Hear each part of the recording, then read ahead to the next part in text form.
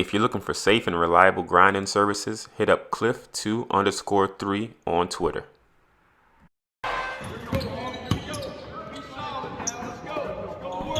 What's good, YouTube? RC the Great here, and we are getting ready to go over a playbook tutorial for you guys. The first playbook tutorial of NBA 2K22.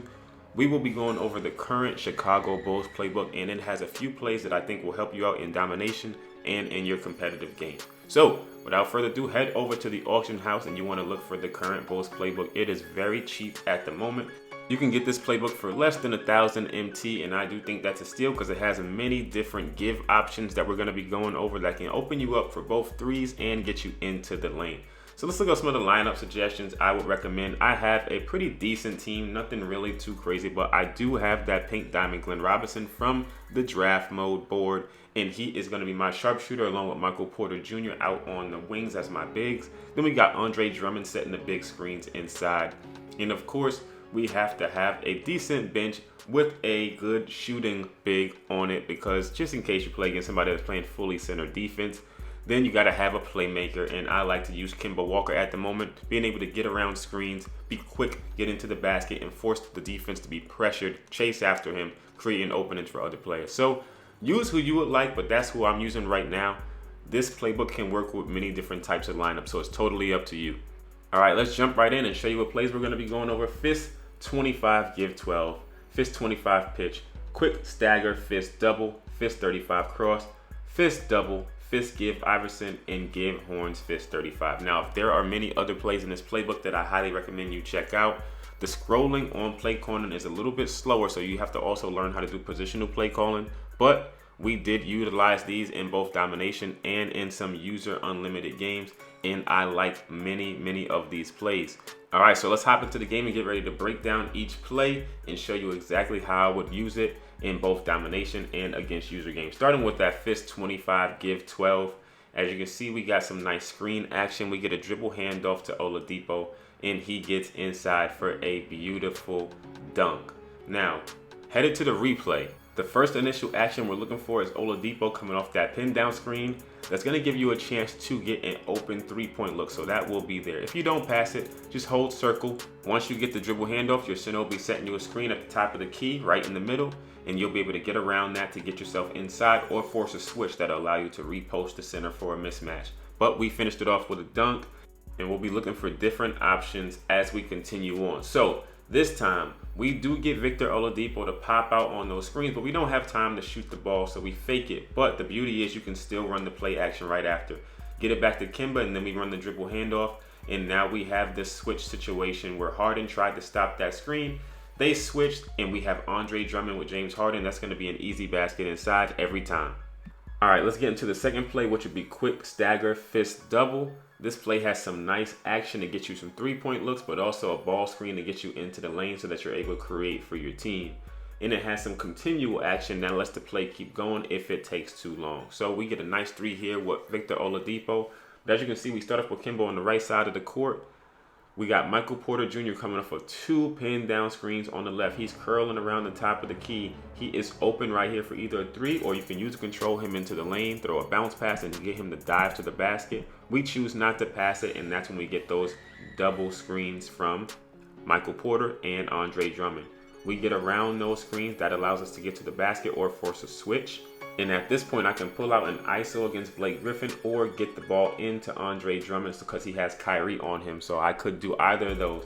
We choose to let the play continue, and now Victor Oladipo is coming off of two double down screens. And now we curl him in, and we get a wide open look with Harden closing out too late. Cash all day. All right, let's run it again. This time we're going to be looking to see if we can get anybody else open off of this. We see Michael Porter Jr. pop off of those screens off the start. So that's the quick hitter we're going to be looking for. He hits the three and puts us up by 15 in this game. One more time, Michael Porter Jr. coming around the screens. This time we get the double screen again. And now we get Kemba inside for the easy lay-in. All right, third play we're getting ready to be going over is called Fist 35 Cross. This is actually one of my favorites. It's a quick hitter, and I run this against many people that like to run center defense or stay on their center because I'm able to use misdirection to either get in the lane or get an open three-point shot. So right off the bat, we got the left side of the court kind of isolated. And then we got Glenn Robinson coming off a down screen or a quick pin screen, not even a down screen, it's just a quick pin at the top of the key. That enables me to have some space to hit a three or drive to the top. Right after that, if they don't switch, we have a ball screen set for us. If we go around that ball screen, now we have a chance to get into the lane for an easy basket. But usually I don't go that far with the play. I'm honestly looking for that initial three-point attempt right off the bat. So when we call the play, we come to the court. I'm really initially looking for Glenn Robinson coming off these down screen. If he pops open like that, we get a good screen, we are going to take that shot 9 times out of 10 because that's exactly what we're looking for on the court. All right, the next play we're going to be going over is fist give Iverson, and this has one of my favorite actions in 2K on this play. So the first thing we're going to do is get the dribble handoff, which causes some misdirection.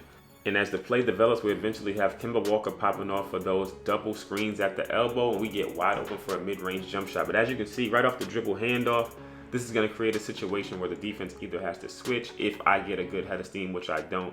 But right there, Kemba Walker gets wide open because Kyrie gets caught in the little screen there.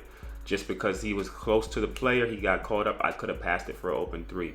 That also puts his man behind him. So now he's chasing Kemba Walker around these screens, enabling me to push him more to the right when I pass the ball. And now I'm wide open for the mid-range that is green all day, especially if you understand and know your player's jump shots. You're going to have great success. All right, let's run the next play. This one is going to be give horns fist 25. This one can get a little jumbled, but if you use it right, it is an excellent play. So we got ball screens, dribble handoff, screens again, and now we finally dump inside to Andre Drummond. There was a lot of stuff going on there, but let's break it down real quick. So we get the initial ball screen on the right from Michael Porter Jr. As you can see, Kyrie gets tripped up on it, forcing a switch.